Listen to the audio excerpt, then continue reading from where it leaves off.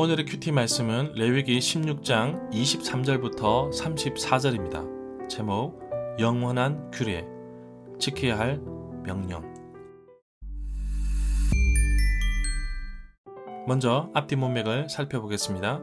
하나님은 거룩하시기 때문에 이스라엘 백성도 거룩한 삶, 정결한 삶을 살아야 합니다. 정결법을 통해 악성 피부병과 유출병에 대한 진단과 처리 과정, 그리고 회복 후에 드려질 정결 예식까지 아주 상세하게 나열하고 있습니다. 그래서 11장부터 15장까지는 개인이 거룩한 삶을 살기 위한 정결에 대해 말하고 있다면 16장은 이스라엘 공동체 전체가 거룩한 삶을 살기 위한 정결에 대해서 말하고 있다고 봅니다. 이스라엘의 죄를 씻기 위해 6월절로부터 6개월이 지난 날을 대속죄일로 정합니다. 유대력으로는 7월 10일 날 해당됩니다. 대제사장인 아론은 이스라엘 전체를 대신하여 먼저 아론 자신과 가족을 위해 속죄제를 드립니다. 그리고 이스라엘 백성들로부터 받았던 2마리 염소 가운데 제비를 뽑아 한 마리는 속죄 제물로, 다른 한 마리 염소는 광야로 보냅니다. 대속죄일 의식을 마무리하는 내용이 나옵니다. 제사장과 함께 의식을 참여한 사람들이 입었던 옷을 벗고 온몸을 씻은 후 옷을 갈아입습니다. 그리고 자기 번제물과 백성들의 번제물을 바치는데 자기와 백성의 죄를 씻는 예식을 행하면 끝이 납니다. 대속죄일은 이스라엘의 속죄가 완전히 이루어지는 날로 전날 저녁부터 당일 저녁까지인데 백성들은 금식까지 합니다. 문단을 나눠보겠습니다. 23절부터 28절은 속죄제의 규례, 29절부터 34절은 대속죄일의 규례, 23절부터 28절에서 제사장이 옷을 갈아입는 것에 대해서는 레위기 6장 11절에 옷을 갈아입는 내용이 나옵니다. 26절과 28절에서 제사 시중을 든 사람이 몸을 씻는 것은 아마 제물로 바쳐진 짐승에게서 옮겨간 죄를 통하여 그가 더럽혀진 것으로 생각했기 때문으로 봅니다. 27절은 레위기 6장 30절에 상응한다고 할 수 있습니다.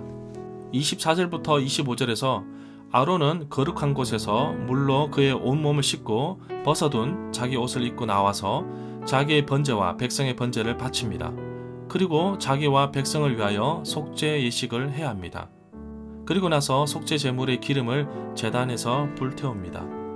26절과 28절에서 염소를 이끌고 아사셀에게 보냈던 사람과 속죄제 수송아지와 속죄제 염소의 짐승 가죽과 고기와 똥을 밖으로 내다가 불로 태운 사람은 자기 옷을 빨고 물로 온몸을 씻은 후에 자기 진영으로 돌아갈 수 있을 것입니다. 제사에 시중된 사람들까지 몸을 씻는 부분에 대해서는 제물로 드려졌던 짐승을 옮기는 과정에서 죄로 인해 오염되었을 것으로 보기 때문입니다. 이 구절에서 밖으로라는 말이 나오는데 진영 밖으로라는 말로 이해할 수 있습니다. 히브리서 13장 11절부터 12절에 보면 이는 죄를 위한 짐승의 피는 대제사장이 가지고 성소에 들어가고 그 육체는 영문 밖에서 불사름이라.